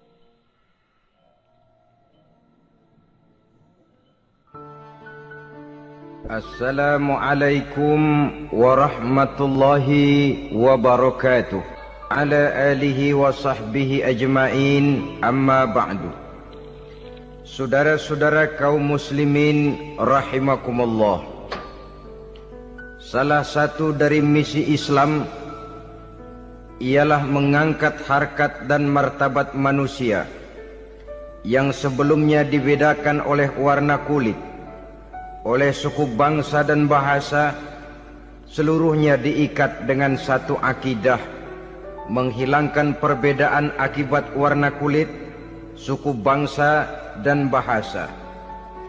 Termasuk dalam upaya itu betapa Islam telah mengangkat harkat dan martabat kaum wanita. Maka pada pertemuan kali ini kita akan membicarakan tentang peranan wanita sepanjang pandangan agama. Sebelum Islam datang, nasib perempuan nyaris hanya berputar di segitiga saja. Dapur, sumur, kasur. Kasur, sumur, dapur. Seolah-olah wanita terpaut dengan 3 itu tadi. Seolah-olah wanita tidak bisa berbuat lebih banyak daripada itu. Bahkan di tengah masyarakat jahiliyah, bayi perempuan mendatangkan aib sehingga mereka lalu dikubur hidup-hidup. Maka datang Islam dengan tegas mencanangkan satu revolusi yang mengangkat harkat dan martabat kaum wanita. Nabi bersabda, "An-nisa'u imadul bilad, iza saluhat saluhal bilad, wa iza fasadat fasadal bilad." Wanita adalah tiang negara. Jikalau baik wanita, baiklah negara. Jikalau rusak wanita, hancurlah negara. Dalam berbagai ayat, Al-Quranul Karim menjelaskan tentang wanita dan peranannya. Al-Quran bercerita tentang Siti Hawa. Al-Quran bercerita tentang anak perempuan Nabi Adam, Iklima dan Labuda, yang menyebabkan Habil dan Qabil saling berbunuh-bunuhan. Al-Quran menceritakan bagaimana ibunya Nabi Musa mendapat wahyu untuk menghanyutkan anaknya di hilir sungai Nil. Al-Quran bercerita tentang Siti Maryam, ibu daripada Nabi Isa.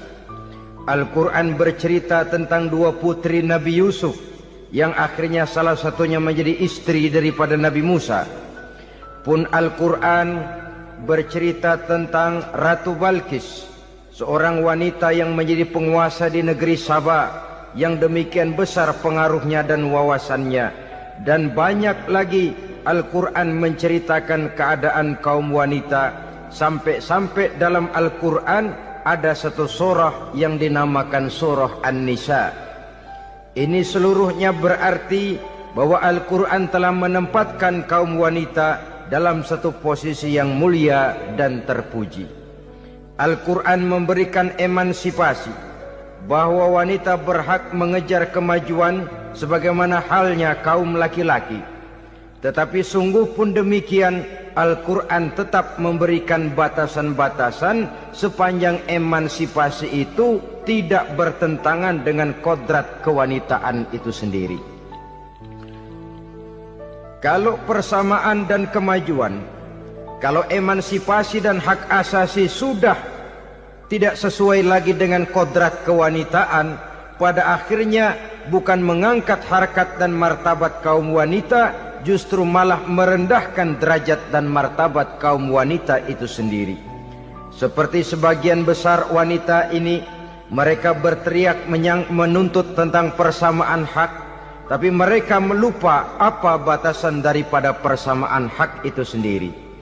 Sesungguhnya Islam dengan segala konsepsinya yang mengangkat martabat kaum wanita itu, memberikan keleluasaan kepada kaum wanita untuk maju bersama laki-laki sepanjang tidak menginjak-injak kodrat kewanitaan itu sendiri.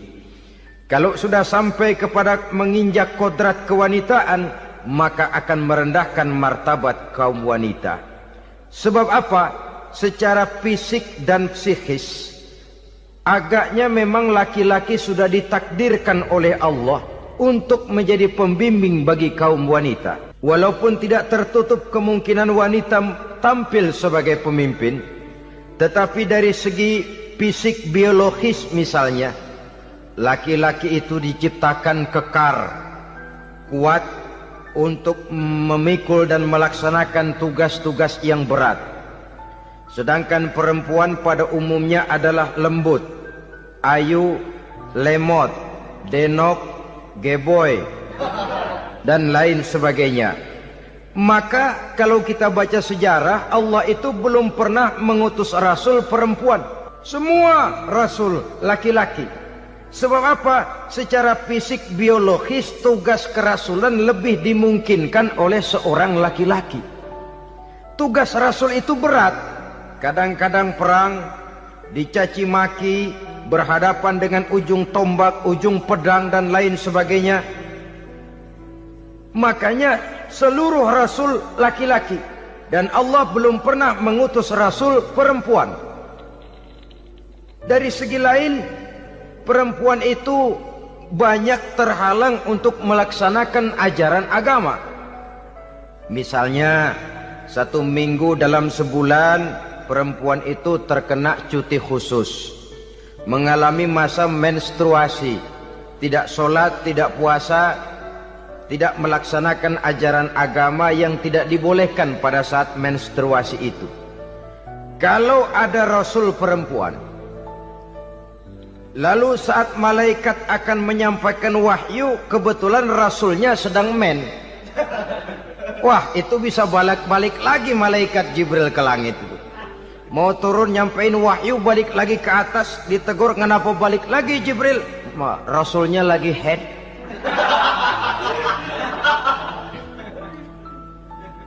Atau pada saat agama dalam bahaya, agama dalam hinaan, agama dalam ancaman, rasulnya perempuan kebetulan sedang hamil besar. Apa lalu perang ditunda? Pengumuman perang ditunda saja sampai rasul melahirkan. Tentu lebih tidak mungkin lagi. Secara fisik biologis, laki-laki lebih memungkinkan untuk melaksanakan tugas kerasulan ini. Maka seluruh rasul yang diutus Allah adalah laki-laki. Saudara hadirin yang saya muliakan, sungguh pun demikian, Islam itu mengangkat martabat wanita sedemikian tinggi sebagai tiang negara yang menentukan jatuh dan bangunnya negara, yang ikut mewarnai bahkan menjadi warnanya suatu negara. Walaupun peranannya memang tidak begitu kelihatan, tapi sesungguhnya amat sangat menentukan. Oleh karenanya, secara umum, emansipasi yang digariskan oleh Islam, emansipasi yang tidak bertentangan dengan kodrat kewanitaan di berbagai aspek kehidupan. Kalau sekarang emansipasi ini kelihatannya sudah salah pasang, salah kaprah. Bahkan belum lama kita menyaksikan bagaimana ada binaragawati. Di zaman sekarang perempuan sudah mulai angkat besi. Saya mulai mikir kalau perempuan sudah pada angkat besi, ini sudah tanda suaminya udah dekat dibanting-bantingin ini. Tahun-tahun mendatang mungkin akan menyusul perempuan mulai narik becak.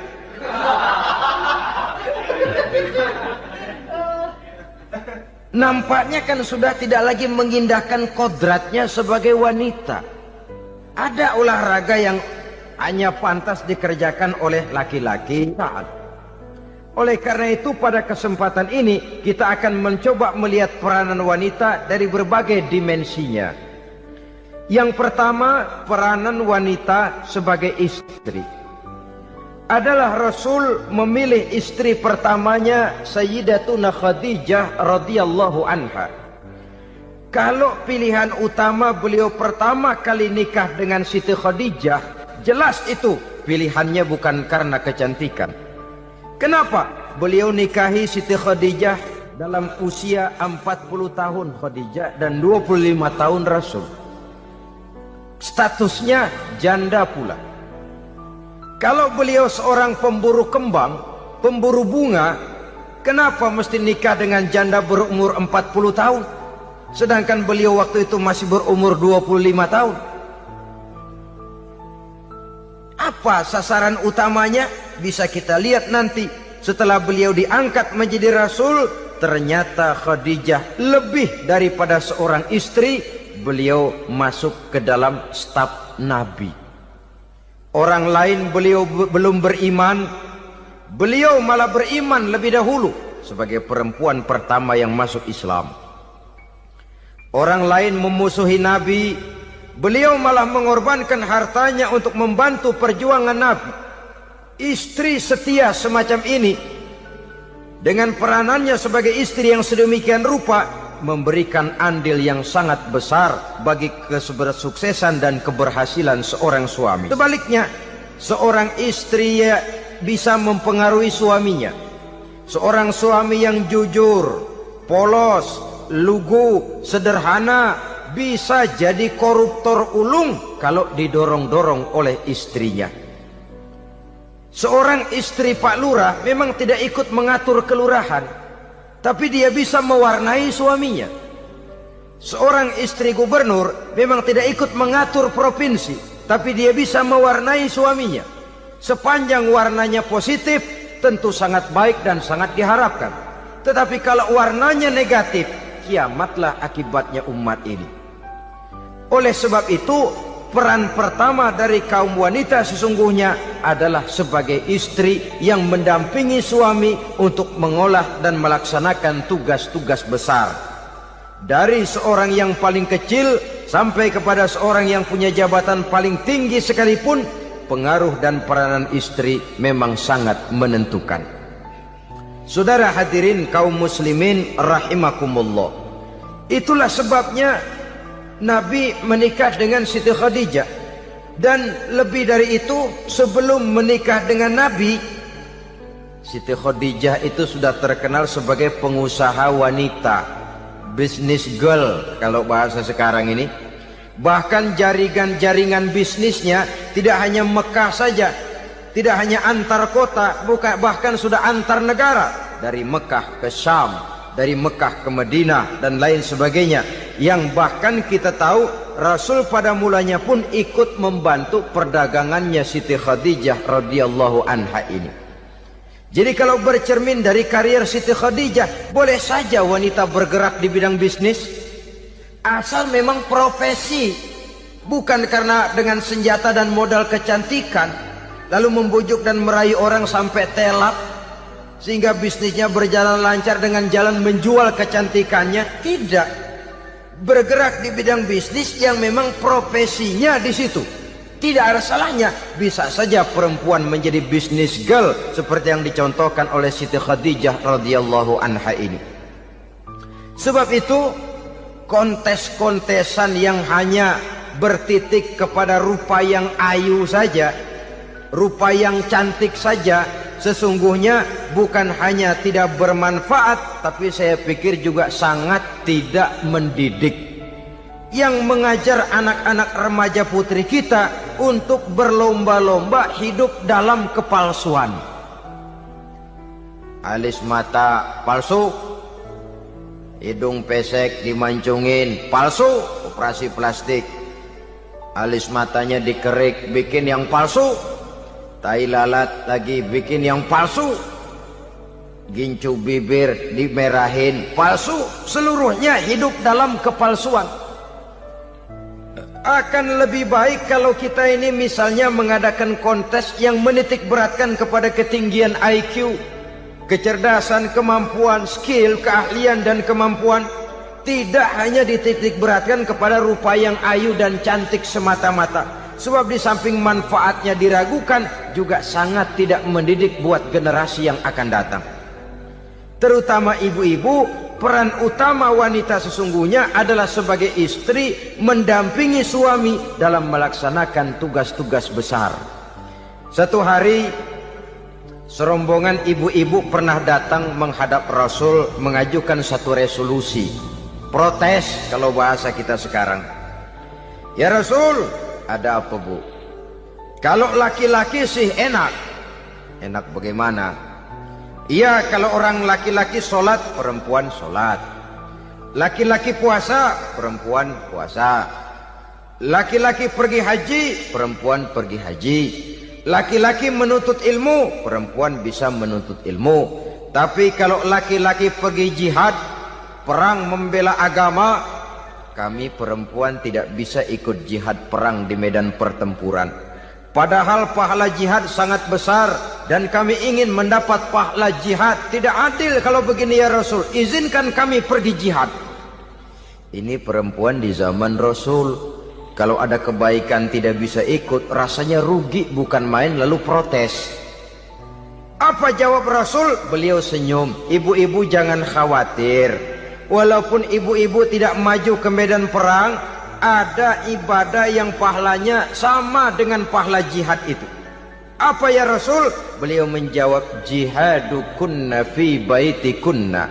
Jihadnya ibu-ibu, jihadnya kaum wanita adalah di rumah tangganya sebagai istri. Memasak makanan suaminya, mencuci pakaian istrinya, mengasuh, merawat dan membesarkan anak-anaknya, itu seluruhnya bagian daripada ibadah yang pahalanya tidak kurang dengan pahala jihad. Kenapa? Al-Quran itu memberikan sesuatu sesuai dengan kedudukannya. Kalau perempuan pergi perang jihad membela agama, musuhnya laki semua, kayak apa perangnya? Itu musuhnya bisa nggak mau pakai pedang, perangnya udah gulat aja udah. Sehingga Rasul lalu memberikan satu jalan keluar yang membuat wanita-wanita itu lega. Jihadukunna fi baitikunna. Ibu-ibu sih tidak usah khawatir, jihad ibu adalah di rumah tangga ibu-ibu semua. Sejak bangun tidur sampai tidur kembali, nyaris kaum ibu itu 24 jam pekerjaannya. Sebagai istri, dia melaksanakan jihad di rumah tangganya. Peranan wanita yang pertama adalah sebagai istri, yang walaupun tidak kelihatan dan menonjol seperti halnya laki-laki, tapi sangat mewarnai, bahkan menjadi warna dari tugas apapun yang dihadapi oleh suaminya. Dulu ada seorang orator, kalau pidato hebat bukan main. Kalau dia bernada gembira, semua orang senyum. Kalau dia bercerita tentang sesuatu yang sedih, satu masjid orang nangis. Orang tanya kepadanya, Pak, bisa pidato begitu hebat, siapa yang bikin? Ya saya sendiri. Istrinya dari belakang bilang, tidak, yang bikin pidatonya hebat saya. Kata suaminya, mana bisa, saya, kata istrinya. Kalau saudara tidak percaya, tunggu Jumat depan. Dia khutbah Jumat, saya akan bikin khutbahnya tidak hebat, kata istrinya. Sudah hari Rebo, siap-siap mau bikin konsep khutbah. Baru mau nulis, datang istrinya. Bang, tolong pegangin anak, saya mau ke warung. Mau bikin konsep lagi, kata istrinya, bang tolong ini, tolong itu, tolong ini. Sampai mau berangkat khutbah Jumat, khutbah belum selesai dibikin. Begitu naik mimbar, kehabisan bahan. Sudah 10 menit masih ama ba'du. Ini yang dengar heran, ini orang kok bicaranya bisa cuma amat sama badu saja. Di situ kelihatan saudara-saudara betapa peran serta istri yang walaupun tidak kelihatan oleh pandangan mata yang zahir, tapi teramat sangat menentukan. Sekali lagi, tidak ada seorang suami bisa sukses jadi apapun dia tanpa peran serta istrinya di rumah. Tidak ada kemajuan yang bisa diperoleh kalau tidak karena peran serta istrinya di rumah. Tidak ada kesuksesan yang bisa diraih tanpa keikutsertaan daripada istrinya di rumah.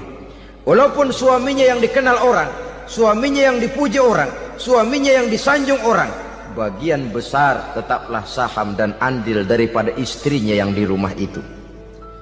Ini makna an-nisa imadul bilad. Wanita adalah tiang negara. Jikalau baik wanita, baik negara. Jikalau rusak wanita, hancur negara. Karena wanita, negeri Salba menjadi terkenal tentram, aman, wawasan politiknya luas. Seorang semacam Cleopatra bisa menaklukkan Julius Caesar. Dan begitu selanjutnya. Banyak cerita-cerita betapa wanita yang berperan di belakang layar ini bahkan bisa menggoyangkan negara. Bahkan yang paling dekat saja contoh dengan kita, Senator Gary Hart. Saudara masih dengar tentu itu. Betapa harus terpaksa mengundurkan diri dari pencalonan presiden Amerika karena kasusnya dengan Donna Rice itu, dengan hostess itu. Betapa di sini seorang perempuan atau seorang wanita sanggup membongkar seseorang yang punya masa depan ceria untuk menuju kursi kepresidenan dari suatu negara adidaya seperti Amerika bisa gagal berantakan karena skandalnya itu. Apa penyebabnya? Wanita. Tapi wanita juga bisa menyebabkan menjadi cambuk majunya laki-laki. Wanita juga bisa menghancurkan dan mengubur laki-laki. Saudara hadirin yang saya muliakan, ia memang kelihatannya makhluk yang lemah. Tapi di balik kelemahannya itu sesungguhnya dia bisa menelan laki-laki yang bagaimanapun besarnya. Saudara-saudara kaum muslimin rahimakumullah, terutama ibu-ibu yang saya hormati, jadi peranan yang pertama wanita sebagai seorang istri. Yang kedua, wanita sebagai ibu. Ini juga sangat besar pengaruhnya dalam membentuk generasi masa yang akan datang. Bapak, oleh karena kesibukan tugasnya tentu lebih banyak di luar rumah. Yang nyaris 24 jam di rumah itu ibu. Bagaimana dia merawat anaknya, bagaimana dia menaruh perhatian terhadap anaknya, bagaimana ia melimpahkan kasih sayang kepada anak-anaknya akan membentuk kepribadian anak dan artinya membentuk generasi yang akan datang. Kalau seorang ibu sudah cuek-cuek saja kepada anaknya, padahal Quran mengatakan al-jannatu tahta aqdamil ummahat, surga di bawah telapak kaki ibu. Hadis ini bisa kita artikan macam-macam. Pertama, anak tidak akan mendapat kebahagiaan tanpa ridho daripada ibunya. Kedua, ibu adalah wanita agung yang harus ditaati. Ketiga, neraka atau surga anak bergantung kepada ibu, bagaimana dia mewarnai anak.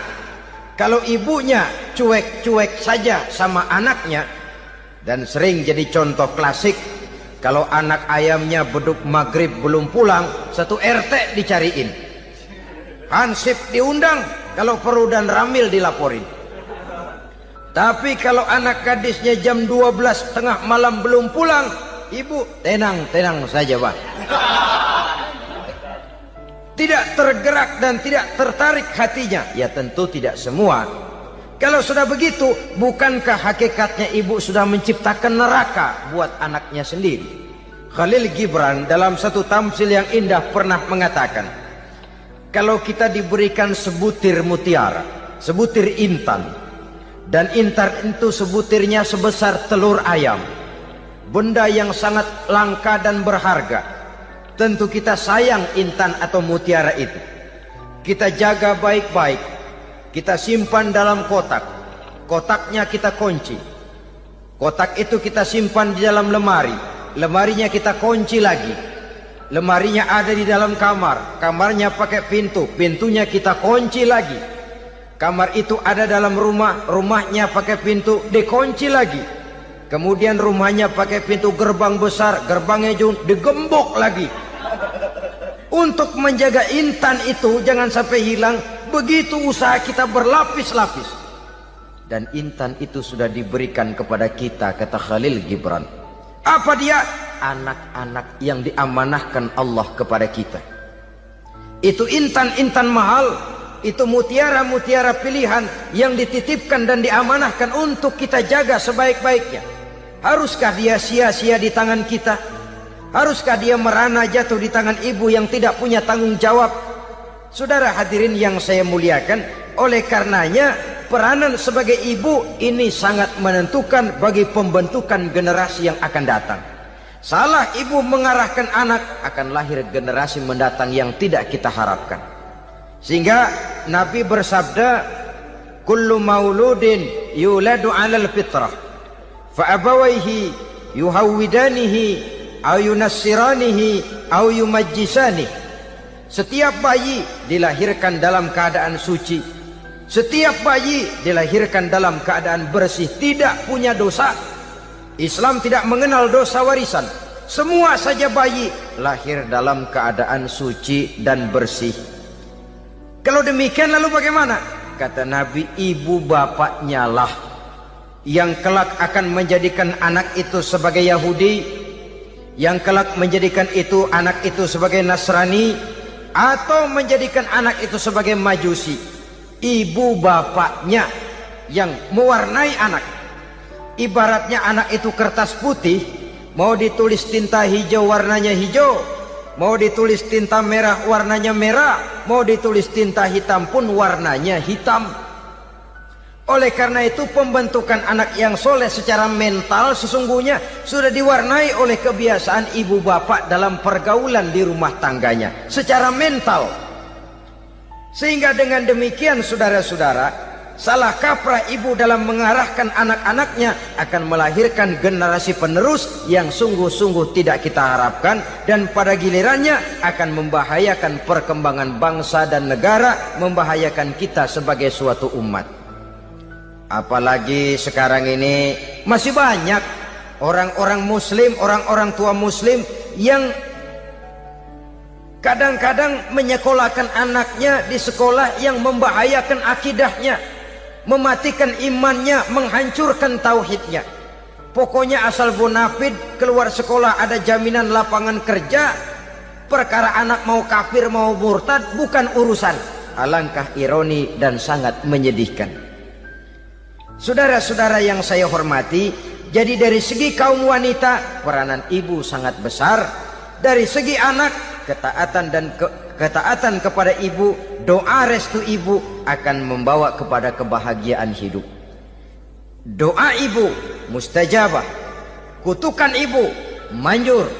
Beberapa hikayat dan riwayat menjadi contoh dan tamsil buat kita betapa tidak ada satu kebahagiaan di dunia ini yang bisa ditegakkan tanpa doa restu daripada ibu. Pantas kalau dalam Al-Quran ada ummul kitab, ibunya atau induknya kitab.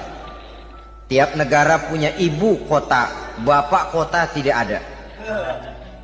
Lalu lagi wawasan Nusantara disebut ibu pertiwi, bapak pertiwi kemana tahu. Saudara hadirin yang saya muliakan, lalu dalam peringatan hari-hari besar nasional ada yang namanya Hari Ibu. Hari bapak nggak pernah diperingati. Ada Hari Ibu, dan ibu itu pun ada Ibu Kartini, ada Ibu Dewi Sartika, dan macam-macam lagi yang seluruhnya merupakan refleksi dan gambaran betapa peranan kaum wanita di dalam kehidupan ini yang memang banyak mewarnai dan menjadi warna dari suatu kegiatan. Saudara-saudara kaum muslimin rahimakumullah, apabila yang pertama tadi kita melihat peranan kaum wanita sebagai istri, betapa ia berpengaruh besar dalam ikut menunjang keberhasilan dan kesuksesan suaminya. Kemudian pada peranannya yang kedua, wanita sebagai ibu di rumah tangga, betapa ia ikut membentuk, mempengaruhi, mewarnai dan membimbing kepribadian anak sebagai generasi penerus. Maka pada peranan yang ketiga ini kita akan melihat wanita sebagai social agent, sebagai penggerak kegiatan sosial di berbagai bidang kehidupan. Apakah itu bernama majelis taklim, apakah itu bernama perkumpulan dan yayasan-yayasan kemanusiaan, organisasi-organisasi yang bergerak di bidang pendidikan, bahkan di zaman sekarang bukan hanya menjadi penggerak sosial, bahkan sudah banyak kaum wanita yang menggerakkan satu bangsa. Dunia mengenal Margaret Thatcher, dunia mengenal Indira Gandhi, dunia mengenal Bandara Naike, dunia mengenal Corazon Aquino, dunia mengenal Golda Meir dulu itu dari Israel. Dunia mengenal Imelda Marcos yang ambisius, tapi yang kemudian melangkah kepada jalan yang negatif dari tujuan semula. Ini bukan hanya sekedar social agent, tapi bahkan sudah mengarah kepada menggerakkan dan mewarnai suatu bangsa. Islam membuka pintu ke arah itu. Wanita duduk dan berfungsi sebagai social agent, mengurus berbagai macam perkumpulan-perkumpulan yang bertujuan kepada kebajikan, menyantuni yatim piatu, memelihara kesehatan, menyayangi binatang, memelihara kelestarian lingkungan dan lain sebagainya. Islam membukakan pintu sepanjang peranan sebagai istri dan sebagai ibu tidak diabaikan. Ini sebab yang utama. Salah seorang perempuan, kaum wanita, kalau terlalu aktif berorganisasi, terlalu aktif bermasyarakat, terlalu aktif dalam berbagai macam perkumpulan, lalu melupakan tugas utamanya sebagai istri dari suaminya, sebagai ibu dari anak-anaknya. Ibu asik rapat sana, rapat sini. Anak tidak pernah diajak rapat, akhirnya si anak bikin perkumpulan sendiri, rapat menurut versi mereka. Sehingga akibatnya yang timbul anak merasa kurang diperhatikan oleh ibunya. Ngaji bagus, tapi kalau sepanjang hari ngaji saja, suami pulang mau makan tidak ada makanan, mau berganti pakaian belum lagi diteriska pakaiannya, tentu ini melupakan fungsi yang utama. Kegiatan sosial, kegiatan di organisasi adalah jadwal kegiatan setelah fungsi sebagai istri dari suami, sebagai ibu dari anak-anak dilaksanakan dengan sebaik-baiknya. Bukan tidak baik ngaji, kalau dari ngaji ke ngaji saja. Bangun tidur ngaji, jam 7 ngaji, berangkat jam 11. Sholat zuhur berangkat ngaji lagi, pulang sore, malam ngaji lagi. Suami tidak terurus, anak-anak pun terbengkalai, rusaklah rumah tangga. Dan bukankah satu bangsa terdiri dari satu tatanan masyarakat, dan tatanan masyarakat yang paling kecil bernama keluarga. Keluarga merupakan unit dari masyarakat, unit yang terkecil, dan keluarga terdiri dari pribadi-pribadi yang merupakan bapak, ibu, dan anak-anak. Sehingga masyarakat bangsa yang baik terdiri dari masyarakat yang baik. Masyarakat yang baik tersusun dari keluarga-keluarga yang baik. Dan keluarga yang baik akan muncul dari pribadi dan individu yang baik.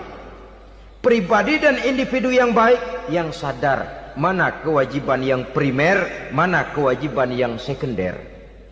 Sebagai social agent, dia lalu mawas diri dengan tetap mempertimbangkan kodrat kewanitaannya itu tadi.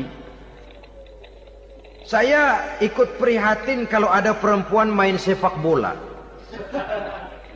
Dan saya yakin betul kalau perempuan main sepak bola, yang nonton pasti bukan nonton bola.